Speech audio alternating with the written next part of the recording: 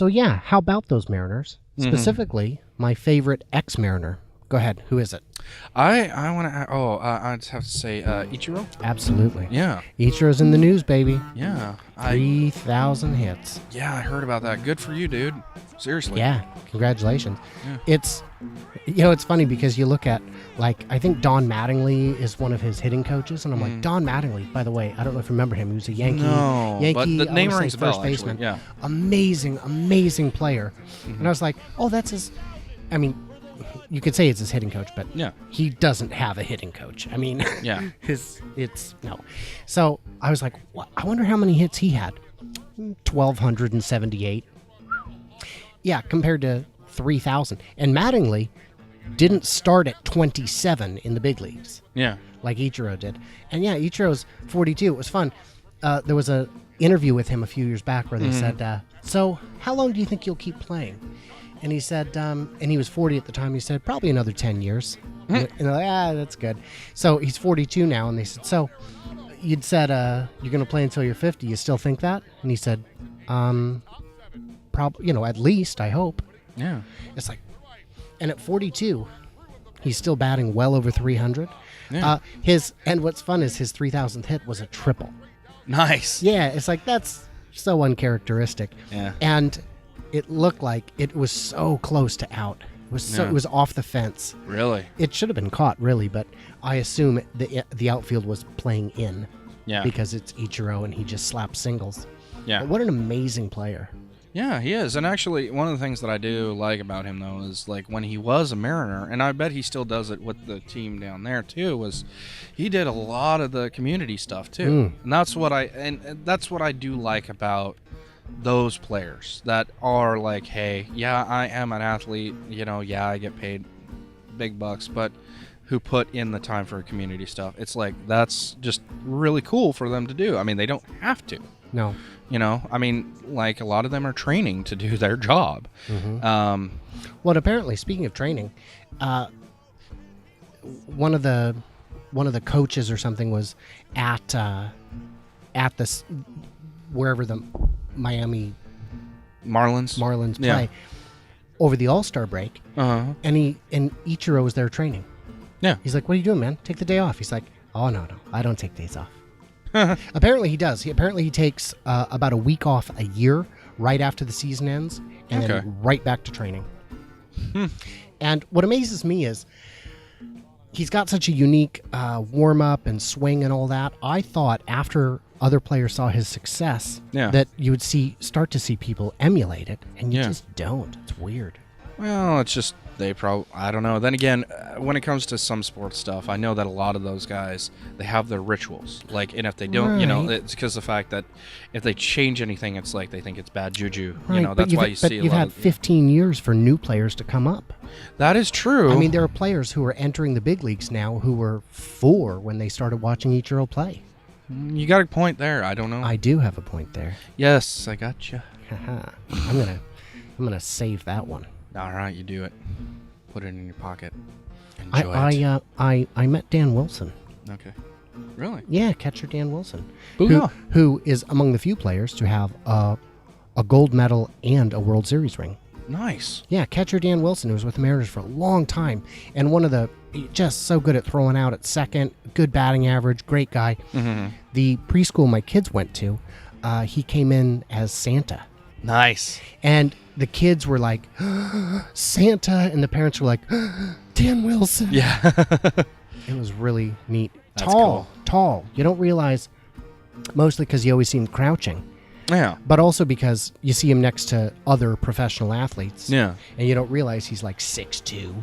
Yeah, it's interesting. Well, my only encounter with a sports person, well, all right, football player, let's be honest here, Seahawk, beast mode, Marshawn Lynch. Really? Yes, I ran into him, and I was with a couple friends, and we were at the Chick-fil-A out in Bellevue.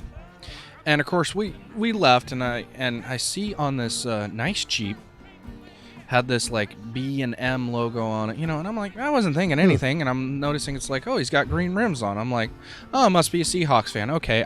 You see a lot of that stuff in Seattle. Especially around here. It's like, hell, a lot of it, because, hey, man, we love our teams.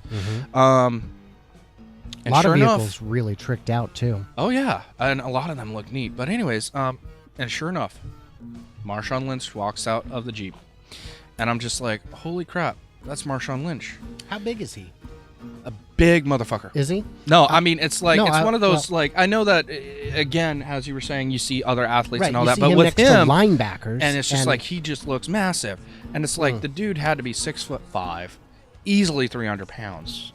Granted, like what 2% body fat on that sucker. I mean, just huge. I wouldn't say 3, but 250. 250 easy. Still, yeah. and at 6'5", I mean, like we were both saying, yeah. Next to some of the other players, he looks like an average sized dude.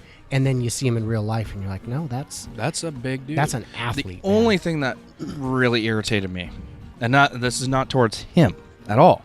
I saw him, and he was on a cell phone. So my thought was, I'm gonna leave him alone. Like, dude, I'm not that type of person to go up. If I see a celebrity, because I remember seeing John Curley, at a restaurant, and I'm like, oh, I'd like to say hi, but there's his wife and his kids, and I believe his grandchildren, and I'm like, no, he's here having a family event. Leave him alone. He's there, if he was doing some, studio thing, okay, cool, fine. So that's my thought with Marshawn Lynch. It's like, he's just there to get something to eat. I'm just going to leave this guy alone. And obviously, I know that he was using his cell phone as like a cover, which is fine. I don't care. He was just using it as like, because I could tell he just automatically pulled it out and was like, yeah, hey, what's up, man? And I'm like, yeah, I got you, dude. I'm not, I'm like, all right, cool. And I looked and I'm like, all right, I'll leave him.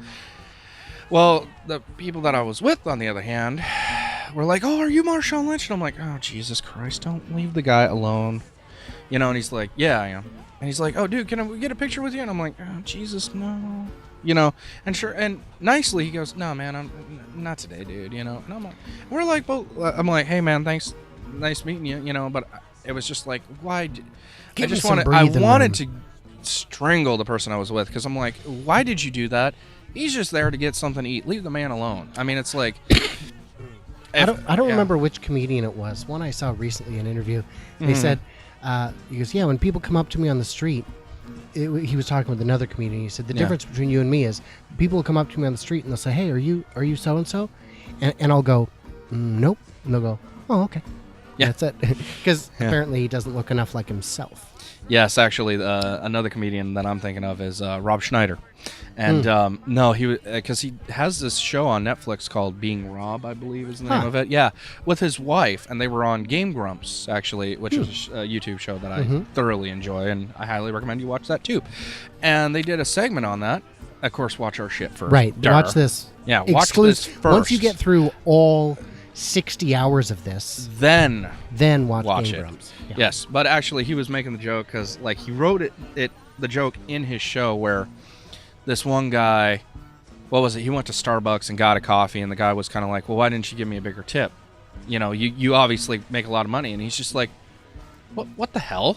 It's like, do I come to your, it's like, no, it's like, no, I gave you a tip, a fairer tip. Just because you think I have a lot of money, which obviously he does, because him and his wife produced the show, and it was a very smart move on their part, and it was a very satirical version of what he thinks of things, obviously. But, and it's just like, yeah, I mean, just, I don't know. I think it was Ricky Gervais who was talking with Jerry Seinfeld, perhaps on Comedians in Cars Getting Coffee. Yeah. That was saying, no, that wasn't the one from the earlier, this one from this example, where he said, what do you tip? And he goes, double whatever I otherwise would. Yeah. Just double. If I was going to give you a 15% tip, I'll give you a 30% tip. Because what'll happen is the guy will be on Twitter and... Yeah. Oh, all this money and he's so cheap. It's like, okay, fine, you get a bigger... But on the plus side, he has a little bit of money. Yeah, he does. And that fame, which is now costing him an extra... $8 a week in tips, has also brought him millions and millions of dollars. Yeah. You know where most of Ricky Gervais' money came from? No, I don't actually. The American Office. Okay, see, I know that he produced it. Yeah, he owned the concept. Yeah. And so and The Office has been remade in several countries. Nice. Because think about it, any country that has offices understands the dynamics of it. Yeah, definitely. And that's kind of the thing. The German version, they tried to not pay, and they're like, you clearly stole the format. Yeah. And so they have to pay. Oh, yeah. But I do have to admit, though, he's a funny dude. I think he's funny. But that's just me. Yeah. So I think that's a good place to break this segment. I think so, too.